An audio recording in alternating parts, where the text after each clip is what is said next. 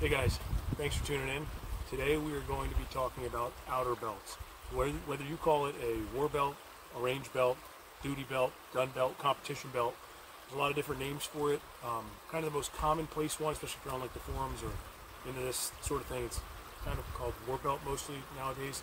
But it's kind of an odd term depending on how you run your stuff. For me, it's always been a duty belt. I have an LE background. Or a range belt, gun belt, but war belt, if I say any of those, they're just synonymous with each other for the rest of this video, so let's go with that. At the end of the day though, mission's going to dictate, so what you're going to carry, how you're going to use it, what you're going to call it, that sort of thing, it's going to be dependent on your philosophy of use.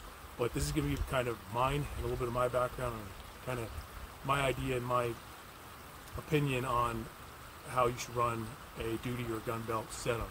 So anyway, let's get after it. Thanks for tuning in. So why gun belt? So it's easy if you wear one professionally, whether it's military, LE, certain security, contract work, anything like that. You're a competition guy, any of that stuff. It makes sense. Like if you have to wear one, you have to wear one. So there's obviously pros and cons to how you wear it, what you put on them, where you put it. There's different philosophies on what you need. But why does someone that doesn't do this professionally need, or why would they want a gun belt? All right, that's a question that comes up a lot. I think it's silly that it even needs to be questioned, as the answer is pretty obvious that as an American, it's your right and responsibility to be able to be trained up and protect what's yours, protect people around you. It's, even if it sounds silly, being, you know, like that sheepdog mentality, that kind of word hasn't been as popular as it used to be. But that mindset of taking on the burden and responsibility of carrying a gun and being the protector of others, even if you don't do it professionally, is important to our way of life. Gun belts, they're cool. That's it. That's the end of the why. It's because they're cool.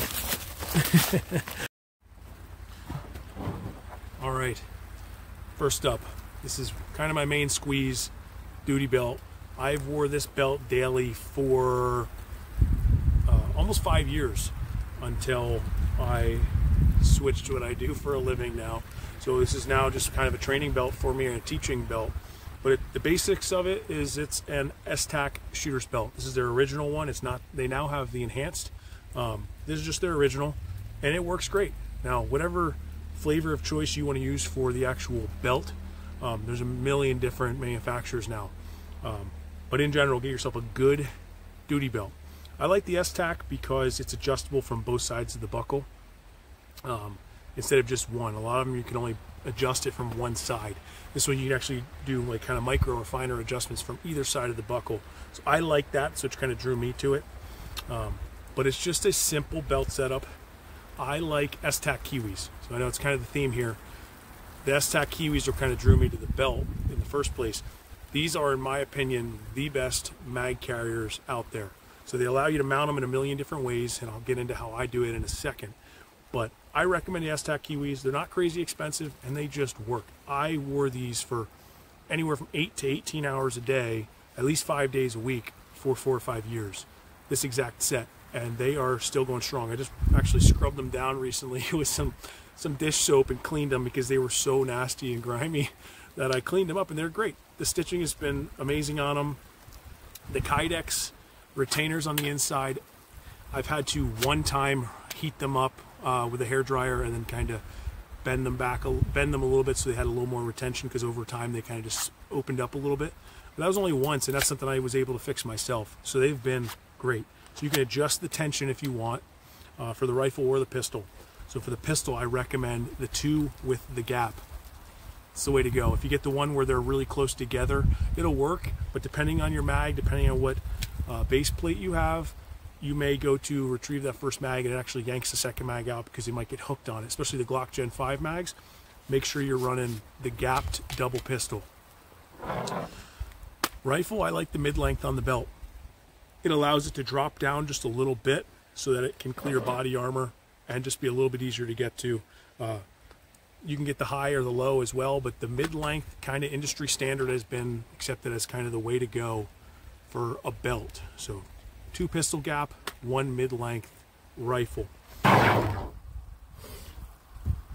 All right, another thing I wanted to talk about is how I actually mount most of the things onto my belt. As you can see here, hopefully, I use Velcro one wrap. It sounds crazy, but it's actually, in my opinion, the best way to mount gear to a belt like this. Now, if you have a MOLLE belt, so it has the micro MOLLE on the outside, or a traditional war belt, like HSGI padded grip sleeve that has the MOLLE on it, you can just use any form of like malice clips or your flavor of mounting MOLLE pouches. Some of them have the straps built into the pouches, but a lot of them nowadays don't, so they're going to have just these webbing sewn right in. So I run a piece of 1-inch Velcro one wrap. You can buy it at the store if you want. Just get black, you can get it at the store, get it on Amazon, get it wherever. But I cut it to length, and you kind of get a feel for the size. Basically, I just wrap it around the belt from the back, and if it overlaps on the other side, it's good enough. But if you can see that, and then real easy. You just do it based on what grip surface you have on your belt. So right now I have a hook belt, so I run it so that the loop is connecting with that belt, and wherever I would want this on the belt, that's all I do. And now it's mounted, and it's very solid. I went way over a year on the same pieces of one wrap on this belt before just recently replacing it, just because I wanted to. And that one wrap that I used for over a year was still fine. So it seems weird because it's this flexible material, but it gives and it does not tear too easily, and it is very strong. It's not going anywhere on the belt because it's all sandwiched in with the Velcro. So it's actually the cheapest way to put stuff on your belt, and to me it's been the most reliable.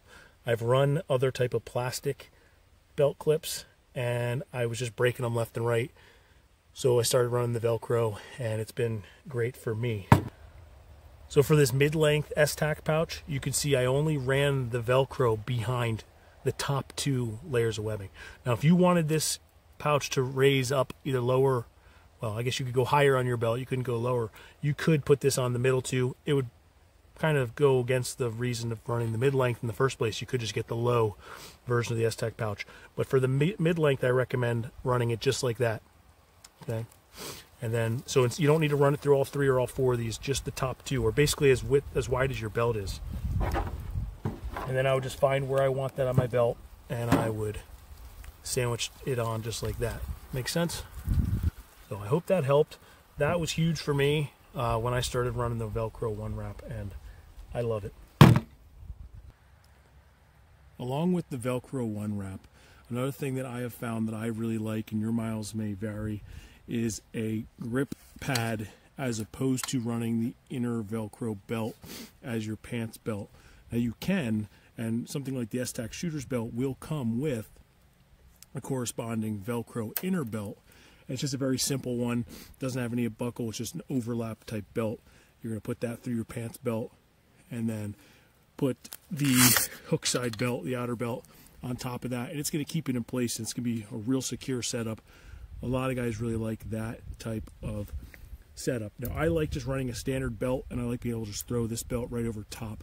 So that's why I run this padded grip sleeve. There's 2 styles that I found that work really well. This one is the HSGI micro grip panel. Basically, you would get the corresponding or measure the appropriate length that you would need for your belt. Now, in a perfect world, I'd probably have 1 or 2 more inches to this grip panel, and it'd be perfect. But this is great. I didn't want it to be too long. But you can find the measurements on their website, HSGI micro grip panel. And you get it for hook or loop, depending on which belt you have. So this is loop to go with the hook. The other one I found, it's about the same price point, they're right around that $30 range, is Wilder Tactical. They make an urban assault pad, and it looks identical to me. They just have it in a few different colors, where instead of the black nylon, it'll come in whatever flavor of color you want. So I like running the padded grip panel like this because it keeps everything secure. I don't have to worry about anything coming undone. Anything that's Velcro one wrapped on gets sandwiched with this. So it's always set up like this. Depending on time of year, I could loosen up my belt and run it over top of a jacket. This grip panel is going to keep it in place for the most part. And then having the holster-like strap helps with that as well to keep it from riding up.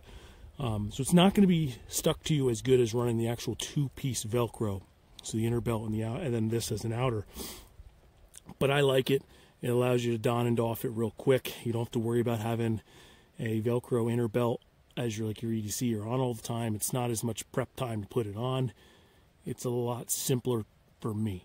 I can pull this right out of a bag and slap it right on over top of my standard EDC belt, and I'm good to go. I can be wearing this belt with gym shorts if I really wanted to, or sweatpants. It doesn't really matter what I'm wearing. This can go on right over top of whatever I have on. And for the most part, it won't go anywhere. So I found this to be kind of a preferred setup for me. It's not exactly the most popular setup, so a lot of guys are going to like that two-piece belt, especially if you're just going to the range and you're going to take a few minutes of prep time to get yourself squared away, put it on. Yeah, the two-piece Velcro belt is going to be a little more secure than this, but this is just one option. This is what I do. So you can see how it just Velcros on. There's all that one wrap that I use to put my pouches on, and this just covers it all up, and it works. So I run a dump pouch on here.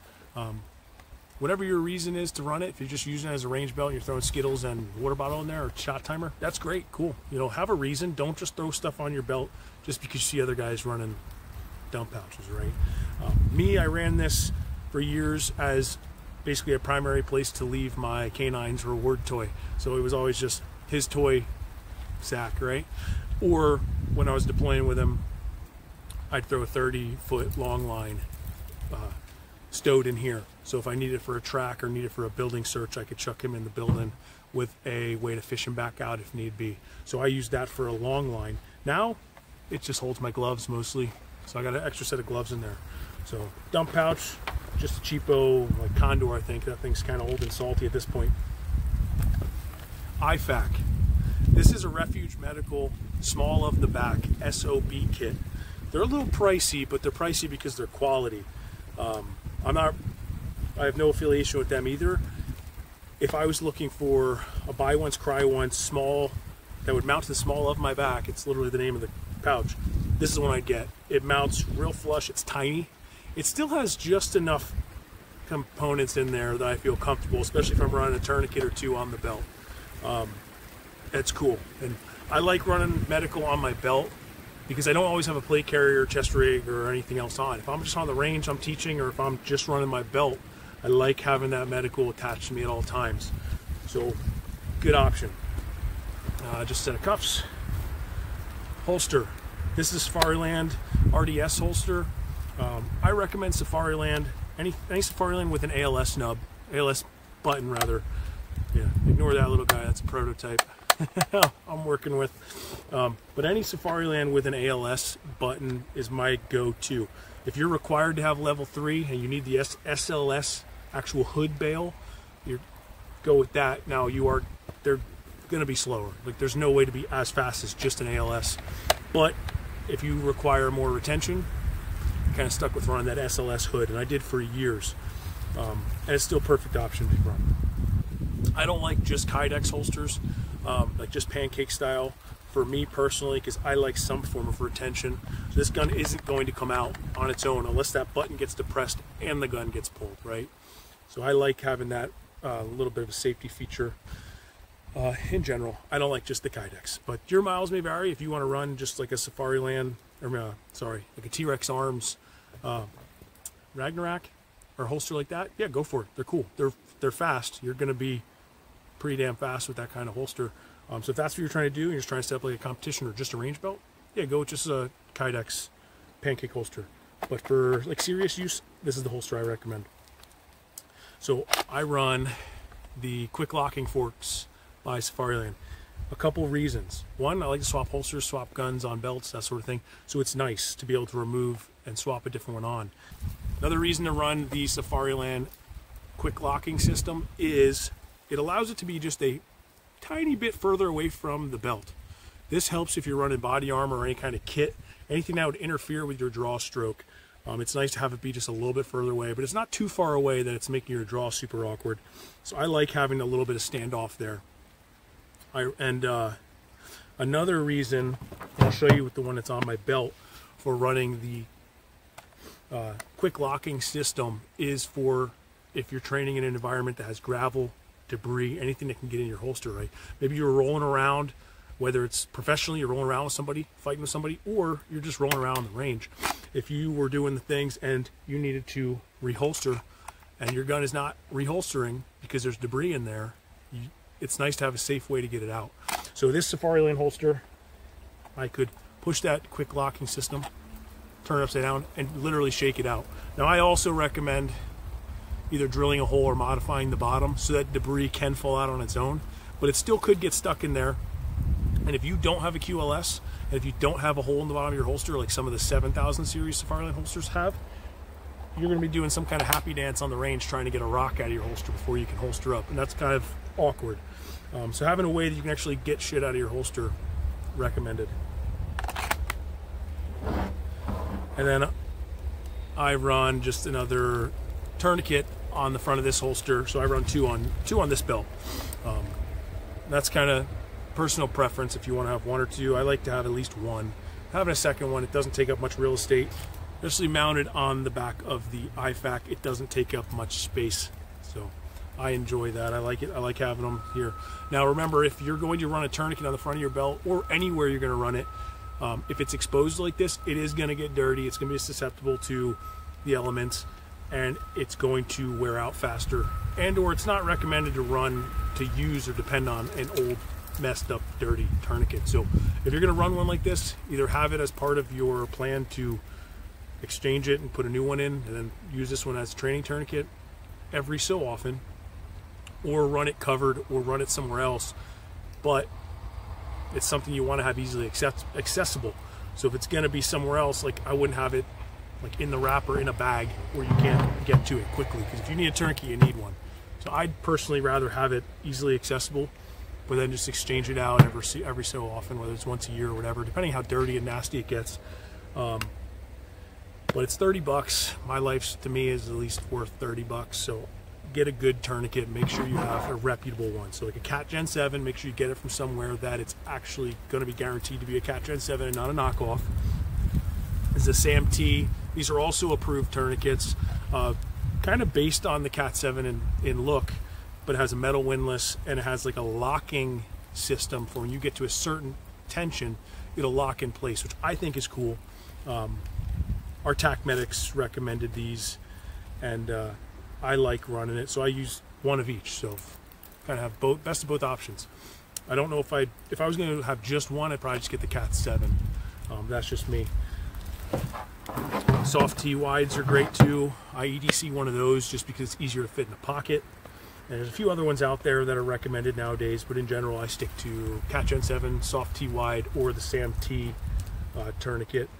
And they're great, so important to have that. I know it's not fun, it's not like super sexy badass stuff, it's not as cool as mags and guns, but medical is important. So invest in a good setup when you're running one of these, whether it's at the range, home defense, or professionally. You should have some form of a way to plug holes or to patch people up if they get hurt.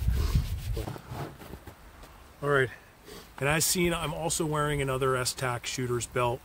Very similar setup, so I'm not going to go crazy on it. The only difference is I have a different med kit on it.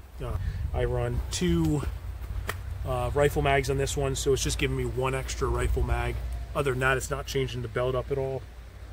And I have a SC Azula 2 on the front instead of a tourniquet on this one, so it's kind of more clinch pick style, kind of get off me bro, you know, style of blade here, but really it's just used as a tool. So I like having a fixed blade on me, especially when, depending on how you have a belt like this, it may make it more annoying to get to certain pockets. So depending on where you EDC certain items, like I have a folder in my pocket, it's a little bit, can be a little annoying depending on what pants. Like this one's not bad, I can still get to it.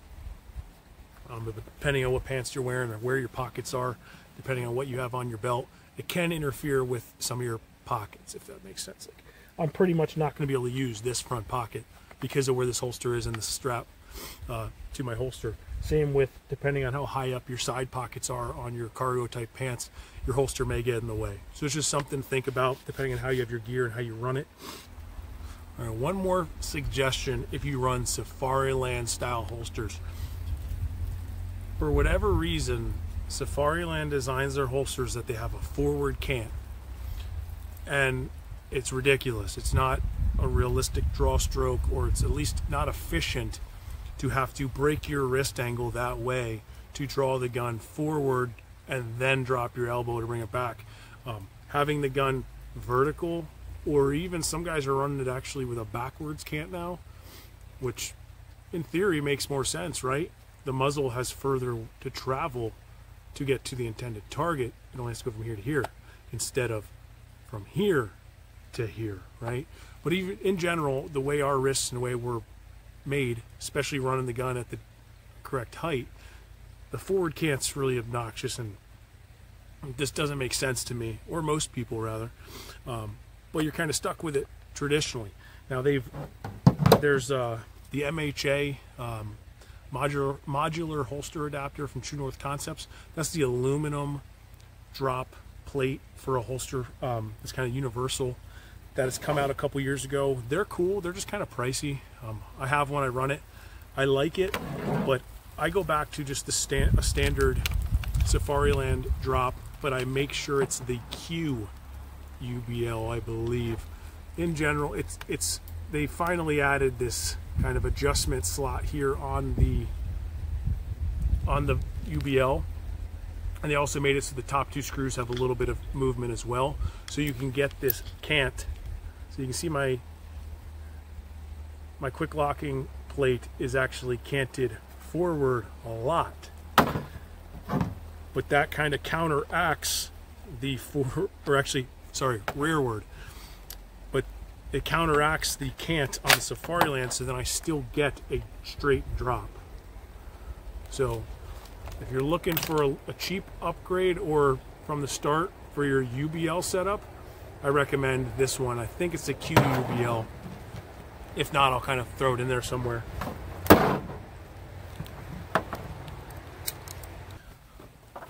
All right. Another reason to go with the S-Tac pouches is the retention system that's in these. So they're a hybrid pouch where it's a nylon outer with a Kydex insert, right? So you can do that adjustment where you heat it up or lessen or tighten the retention. But in general, you don't need a flap or a Velcro enclosure or a bungee or anything to hold these in. They are pretty dang solid. Now these ones I have to a tension that I like. I've never once lost a mag working with this setup. And like I said, this exact one has been used almost daily for years for me, and I've done a lot of woodland searches and things like that in tracks where other guys are losing mags and losing gear.